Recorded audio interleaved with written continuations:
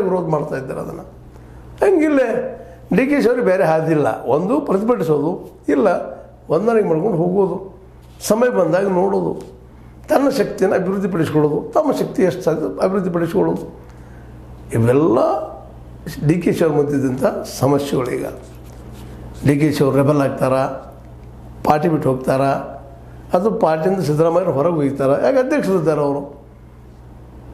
ಯಾಕೆಂತಂದ್ರೆ ಇವತ್ತು ಅವರು ಸ್ಟೇಟ್ಮೆಂಟ್ ಕೊಟ್ಟಂತಹ ಒಂದೊಂದು ವಾಕ್ಯಗಳು ಸಹ ಸ್ಪಷ್ಟವಾಗಿ ನೇರವಾಗಿ ಡಿ ಕೆ ಶಿ ಅವರು ವಿರೋಧವಾಗಿ ಬಂದಂಥವು. ಅಂತ ನಾನು ಬಿಡುವುದಿಲ್ಲಪ್ಪ ಮುಖ್ಯಮಂತ್ರಿ ಸ್ಥಾನವನ್ನು, ನೀವೇನು ಮಾಡ್ತೀರಿ ಮಾಡ್ರಿ ಅನ್ನೋಂಗೆ ಇತ್ತು ಅವರು ದಾಟಿ. ಇನ್ನು ಮುಂಬರುವ ದಿನದಲ್ಲಿ ಕಾಂಗ್ರೆಸ್ನಲ್ಲಿ ಏನೇನು ಆಗ್ಬೋದು, ಏನೇನು ಆಗಲಿಕ್ಕಿಲ್ಲ, ಎಲ್ಲರೂ ಊಹೆ ಮಾಡುವಂಥ ವಿಷಯ. ಇನ್ನು ಬಿ ಜೆ ಪಿಗಂತೂ ಒಂದು ದೊಡ್ಡ ಅಸ್ತ್ರ ಸಿಕ್ಕಂಗಾಯಿತು. ಮ್ಯಾಕ್ಸಿಮಮ್ ಅದು ಸಾಧ್ಯಷ್ಟು ಮಟ್ಟಿಗೆ ಅಧಿಕಾರ ಹಿಡಿಬೇಕು ಅನ್ನುವಂಥ ಪೂರ್ಣ ಪ್ರಮಾಣ ಧೈರ್ಯಲ್ಲೇ ಅದ. ಡಿ ಕೆ ಶಿ ಅವರು ಸೆಳಿಬೋದಾ, ಡಿ ಕೆ ಶಿ ಅವ್ರ ಜೊತೆಗೆ ಎಷ್ಟು ಜನ ಹೋಗ್ಬೋದು ಬಿ ಜೆ ಪಿಗೆ ಅನ್ನೋಂಥ ಚರ್ಚೆನೂ ಸ್ಟಾರ್ಟ್ ಆಗ್ತಾವೆ ಈಗ. ಇಲ್ಲ ಅಂತಲ್ಲ, ಯಾಕಂದ್ರೆ ಮೀಡಿಯಾದವ್ರಿಗೆ ಒಂದು ಸುದ್ದಿಗಳು ಬೇಕಲ್ರಿ. ಒಳ್ಳೆಯ ಸುದ್ದಿ ಕೊಟ್ಟರು ಸಿದ್ದರಾಮಯ್ಯನವರು. 2027 ನಾನಪ್ಪ ಅನ್ನುವಂಥದ್ದು, ಅದ್ರ ಜೊತೆಗೆ ಇವ್ರು ಯಾರೂ ಅಲ್ಲಪ್ಪ ನನಗೆ ಬೆಂಬಲದ ಎಲ್ಲರದು ಪಾರ್ಟಿಯಲ್ಲಿ